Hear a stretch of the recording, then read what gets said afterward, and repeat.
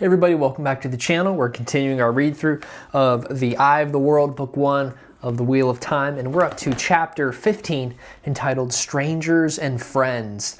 And it's titled this chapter because Rand, it's his viewpoint, is going to meet some strangers and be reconnected with some friends. So, pretty straightforward chapter. However, of course, the last chapter finished with that horrifying dream of being face to face with Baal Zaman, and those rats were killed gruesomely, and Rand wakes up and sunlight streaming through. Now this is the only day they have in Baerlon, and Rand has slept in, and he's furious with himself. I'm wasting my only day in a city that I've ever been into? What am I doing? So he jumps up, he runs downstairs, he's trying to snag a quick breakfast when the inn owner and the cook are talking about the cat, and they're complaining about the inn cat, saying that the cat normally does a good job, but this is just crazy.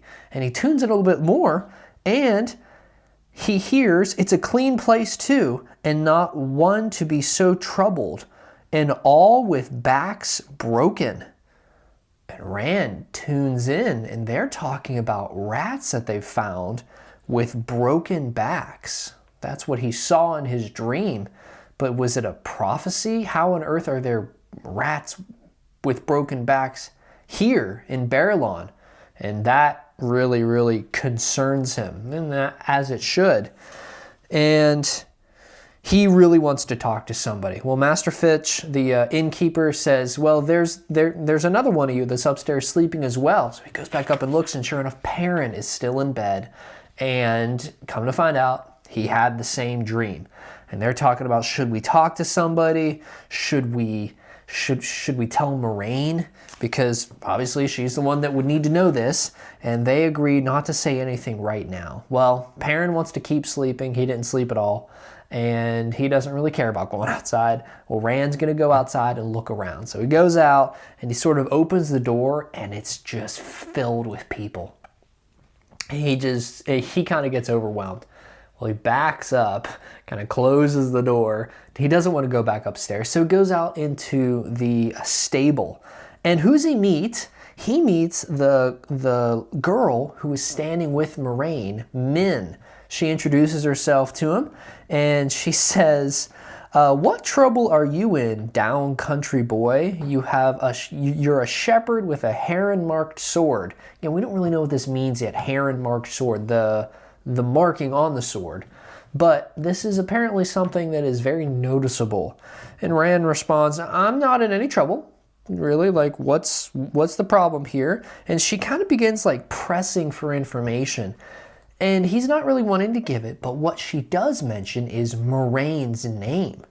And Rand, doing what he should, kind of plays dumb. I don't know anybody by that name. And then she says, well, okay, fine. If we're going to use the other name, Mistress Alyss, which is, of course, the name for her here in Baerlon.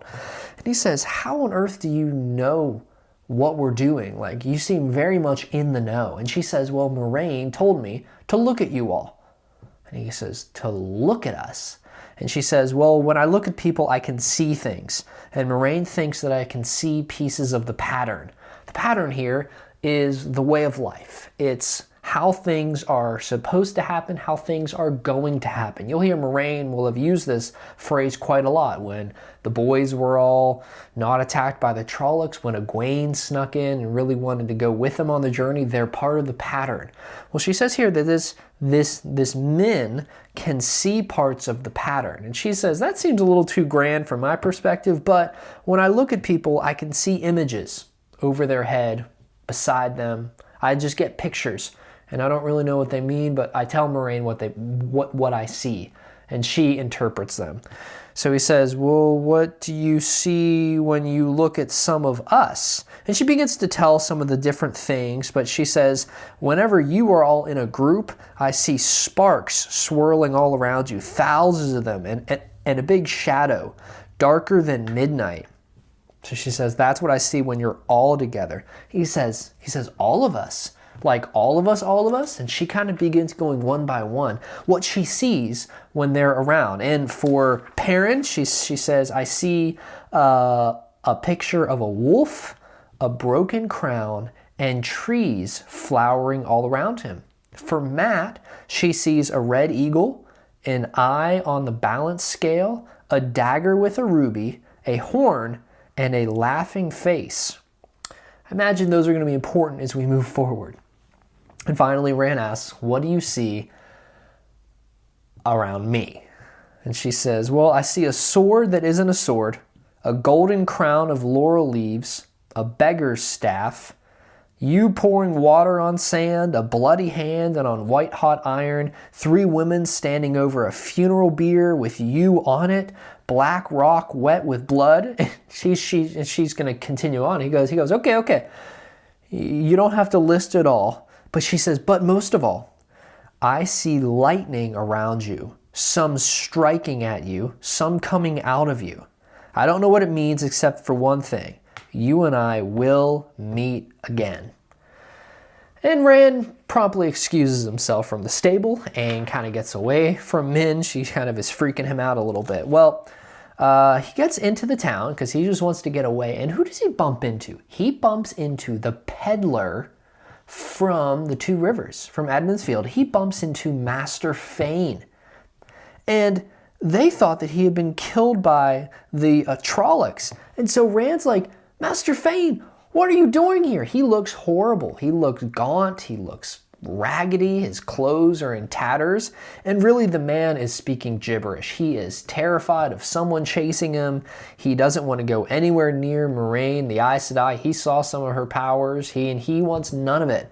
He asks kind of where Rand's staying, and he tells him, but before long, he just runs off in fear, and Rand's trying to chase him down. And who does he bump into? He bumps into Mat. And so Matt's been out on the town, and they sort of catch up. Rand asks him if he had a dream about rats, and Matt did have a dream about rats. And they're talking through if they're going to tell anybody. When who shows up? Well, there's a couple soldiers that show up as sort of the chapter draws to a close, and it's some of the Children of Light. And they begin to interrogate Rand because Matt has snuck away. He's not very impressed with these Children of Light because they apparently tell people what to do, and if they don't do it, they make their life miserable. So what does Rand do? Well, Rand's the trickster. Rand sneaks up onto a house on a roof, brings his sling, and slings a rock down at a wagon. Snaps essentially either something holding barrels on this wagon. A pretty good shot. And these barrels tumble out and mud goes everywhere. And it splashes all over the clear, crystal white outfits of the Children of Light. And Rand starts laughing. Bad mistake. He begins to be getting grilled by these soldiers. And things are actually looking kind of touch and go. They're actually getting pretty nervous that they may try to arrest us and take us somewhere, when there are actual Berlin city guards who walk around, and there's sort of this little power struggle. And the Children of Light make some accusations and make some threats, but they leave. And Rand and Perrin kind of take a deep breath like, okay, no more tricks with the Children of Light. And they hear a loud crowd coming. It's Tom Merrilin. So they run up to him. They start telling him everything. They start word vomiting everything that they've dreamed, that they've seen, that they've heard, all the rats. And Tom's kind of taking it in stride. And he kind of is asking, tell me everything. And then as they're talking, they get back to the stag and the lion. And Perrin comes out, and they sort of ask, have you told anybody yet? And he says, no, I haven't said anything. They kind of take a deep breath. And he says, but Nyneave is inside, who's the wisdom from Edmund's Field. And they go, how on earth did she get here? And Perrin says, she's come after us. And she's inside with Mistress Alice. And it's cold enough in there to snow. We knew that back in Edmund's Field, Nyneave was not the biggest fan of Moraine or the Warder. And now that she's tracked them down, they're probably going to have a little brouhaha, a little argument. And Tom says, from my observation of that young woman, I don't think she will stop until she has had her say.